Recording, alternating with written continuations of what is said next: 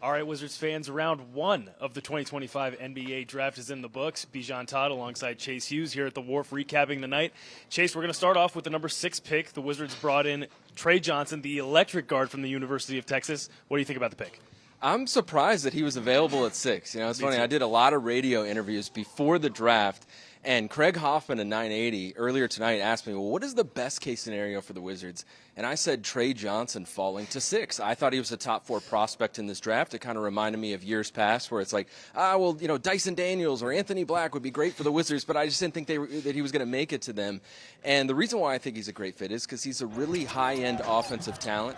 And the Wizards need offense, but also they've laid a great defensive foundation. So I think this gives them great balance moving forward with a guy who I think in a best-case scenario could look like Devin Booker someday as arguably the best shooter in the draft, a prototype as a shooting guard at 6'6". And I know someone who really liked this pick, and that is you, Bijan Todd, because you were the one who early on in the season started talking about Trey Johnson. I took a closer look at him, and I bought in.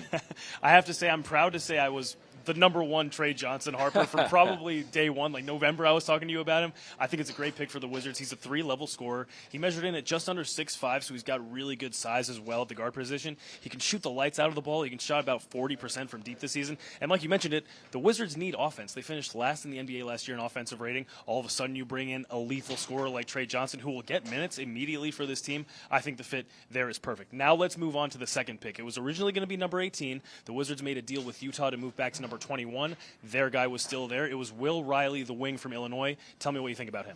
I think it's a big long-term swing, sort of a lottery ticket type pick, where you look at a player who was a big-time recruit going to Illinois, 5-star recruit, the highest-rated recruit they've had in a really long time, several decades. He had a good freshman season, but if he had lived up to the expectations he had as a recruit, he wouldn't have been there on the board at 21st overall. So a very big wing. They got 2 wings. In the case of Will Riley, he's about 6'8.5" without shoes, very active, athletic around the rim, rebounds pretty well, defends pretty well. I think there's potential for him to be a very versatile player. And he's Canadian, and that's not the only reason why. He kind of reminds me of Keyshawn George, who's already on the Wizards roster, a guy who's a big wing, can defend, can score in a variety of ways. So it's going to be interesting to see those guys grow together. I agree, and when you talk about the Keyshawn George, Will Dawkins was actually asked about him, and he said there are a little bit of similarities between their 2 games. So when you bring in a guy like Will Riley who can do pretty much everything on offense, at least decently well. He can pass, he can dribble, he can shoot. He's also a relentless attacker of the hoop. He can get downhill, he can get to a spot inside. His finishing might need a little bit of work, but that's what coming off the bench is for, right? He's going to have time to develop under this Wizard system. And you speaking about the fact that he's Canadian, he did train at the same facility, I believe, as Jamal Murray. So if we bring in a player like that who is very good and can fit under that mold of a really elite scoring guard like Jamal Murray is, I think the Wizards are in good hands.